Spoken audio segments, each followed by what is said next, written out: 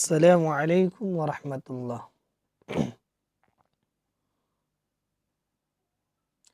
امید ہے تمام ناظرین خیر و عافیت سے ہوں گے۔ آج کی اس ویڈیو میں آپ سب کا خیر مقدم اور استقبال کرتے ہیں۔ آج کی اس ویڈیو کا موضوع ڈپٹی نذیر احمد کا مختصر تعارف۔ آئیے ان کے متعلق جاننے کی کوشش کرتے ہیں کہ ڈپٹی نذیر احمد کی پیدائش کب اور کہاں ہوئی، ان کے والد ماجد کا نام کیا ہے، انہوں نے کتنی تصانیف کی۔ آئیے ان کے بارے میں جاننے کی کوشش کرتے ہیں۔ سب سے پہلے ہم یہ جان لیتے ہیں کہ نذیر احمد کا اصل نام کیا تھا۔ تو ان کا اصل نام نذیر احمد تھا۔ نذیر احمد کے اہلیہ محترمہ کا نام صفیۃ النساء تھا۔ نذیر احمد کی ولادت، ان کی پیدائش 1836 کو ضلع بجنور میں ہوا۔ وفات 3 مئی 1912 کو فالج کی وجہ سے دہلی میں ہوا۔ نذیر احمد کے والد ماجد کا نام سعادت علی خان تھا، جس کا پیشہ معلمی تھا۔ نذیر احمد 1836 عیسوی میں ضلع بجنور میں پیدا ہوئے۔ ان کے والد نے اپنے بیٹے کا ہاتھ ابتدائی تعلیم کے لیے مولوی عبدالخالق کے ہاتھ میں دیا، وہ دہلی چلے آئے، یعنی ان کے ساتھ وہ دہلی چلے آئے۔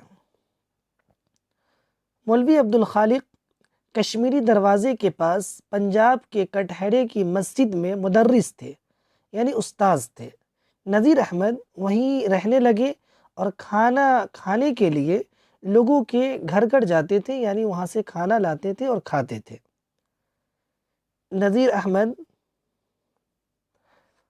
کی ایک ڈیوٹی یہ بھی تھی کہ مولوی صاحب کے گھر کا سودا سلف لانا پڑتا تھا۔ یہاں پر نذیر زو سے ہے، جو غلط ہے، زال سے ہونی چاہیے۔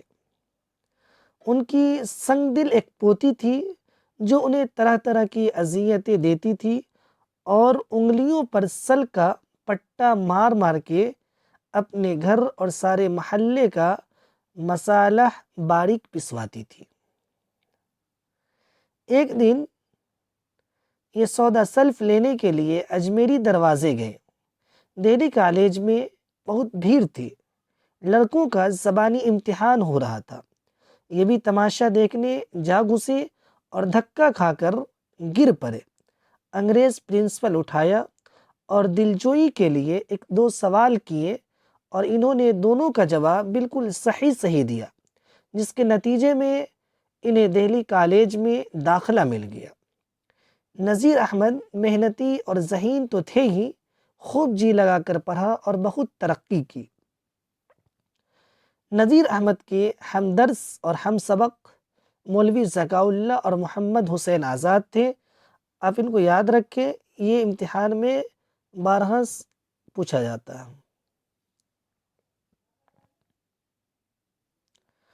مولوی نذیر احمد کی ترقی کی وجہ سے مولوی عبدالخالق نے اپنی پوتی صفیۃ النساء سے شادی کر دی۔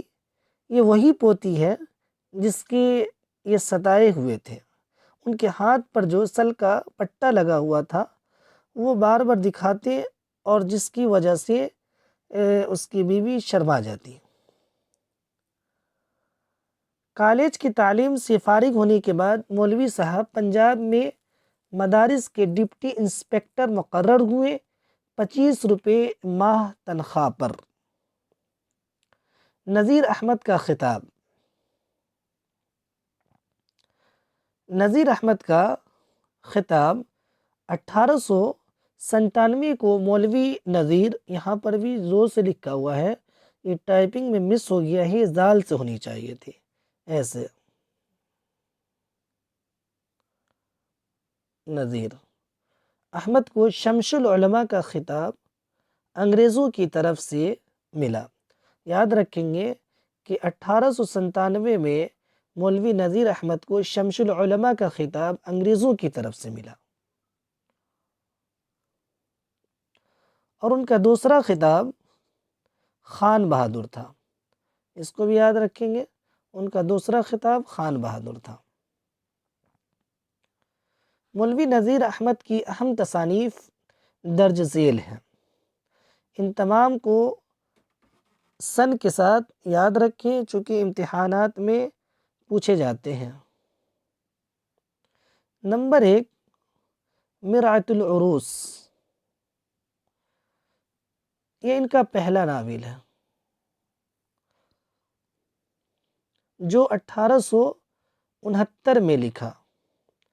یہ کتاب اپنی بیٹی کو اردو سکھانے کے لیے قسط وار لکھ کر دیتے رہی۔ کتاب بہت اچھی تھی، اس لیے انگریز افسر کی فرمائش پر اسے چھپوایا گیا۔ حکومت کی طرف سے اس کتاب پر انعام دیا گیا۔ دوسری کتاب جو نذیر احمد کی ہے وہ بنات الناس، یہ 1873 میں شائع ہوا۔ اور تیسری کتاب توبۃ النصوح، یہ 1877 عیسوی میں شائع ہوا۔ یہ نذیر احمد کا شاہکار ناول ہے۔ اور چوتھی کتاب جو ہے ابن الوقت، 1888 عیسوی میں شائع ہوا۔ اس کتاب میں انگریزی معاشرت کی اندھا دھند تقلید کی مذمت کی گئی ہے، ابن الوقت کی۔ پانچواں رویہ صادقہ، اس کتاب میں مذہبی عقائد کے سلسلے میں معلومات پیش کی گئی ہے۔ اور چھٹی کتاب فسانہ مبتلا ہے۔ اس میں ایک سے زیادہ شادیوں کے نقصانات پر روشنی ڈالی گئی ہے۔ ساتویں کتاب ایامی، اس میں بیوہ عورتوں کی دوسری شادی پر زور دیا گیا۔ نذیر احمد اردو کے پہلے ناول نگار ہیں۔ سب سے پہلے تعلیم نسواں کو موضوع بنایا۔ اس بات کو یاد رکھیں کہ سب سے پہلا ناول نگار کون ہے تو وہ نذیر احمد ہے، جس کا موضوع تعلیم نسواں تھا۔ اور سب سے آخری بات، یہ CUT MA اور BA کے امتحان میں بھی پوچھا جاتا ہے۔ نذیر احمد کے کردار یا تو شیطان ہوتا ہے یا فرشتے، انسان نہیں ہوتے۔ یہ آل احمد سرور کا قول ہے، اس کو یاد رکھیں گے۔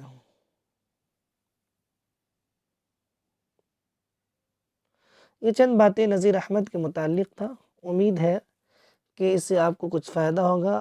آپ ان تمام باتوں کو جو اس میں اہم باتیں ہیں